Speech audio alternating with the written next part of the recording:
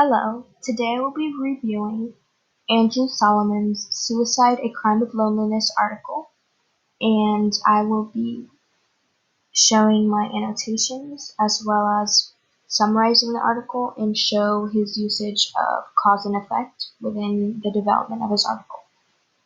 So, firstly, in Suicide: A Crime of Loneliness, he begins the article with a very heavy statistic that immediately gets the audience's attention and calls them to his general purpose of the article, saying that suicide is the 10th most common cause of death in people over 10 years of age, which again shocks the audience and pulls them in because 10 years of age is very young still, and the fact that it's the 10th most common cause of death in people over 10 is really shocking for the audience.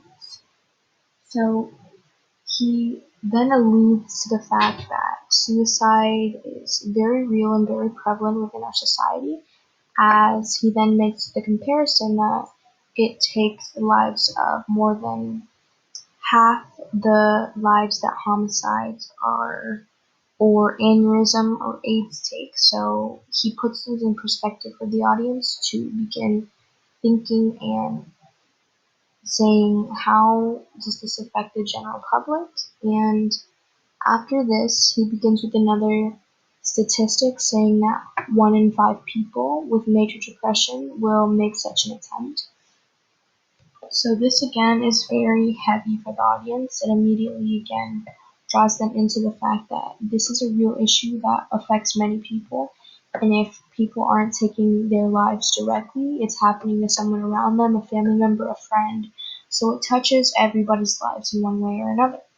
So he then begins to explain how it more affects the men who are middle-aged, and he does a very good job, as I annotated here, he does a very good job of dramatizing his statements to make them more impactful and memorable for the audience so that they remember his purpose and how important what he was talking about was.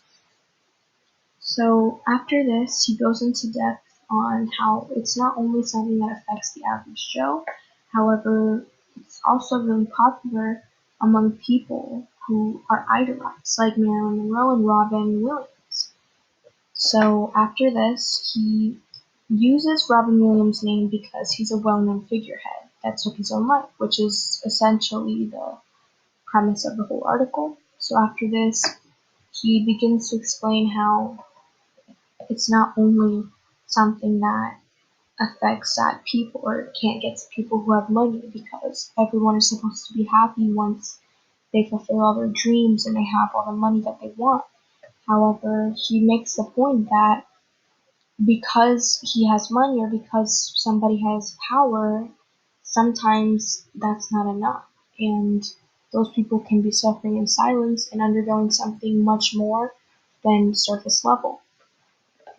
So, when the mass media report suicide, they almost always provide a reason.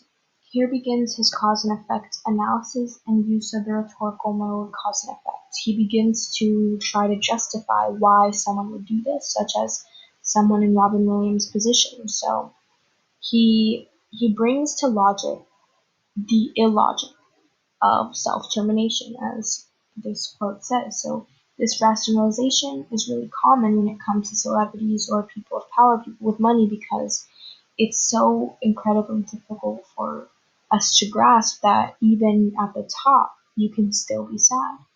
So after this, he starts the numerous attempts to answer and reason why would a person do this? And again, goes into the usage of the cause and effect rhetorical mode. So after justifying and trying to provide reasons, he comes to the conclusion that sometimes there's not always a reason to do this. So he would have little reason to commit suicide, as most people who kill themselves again aren't really affected by anything major except for the fact that they're lonely. And loneliness doesn't mean that they don't have friends or don't have anyone surrounding them.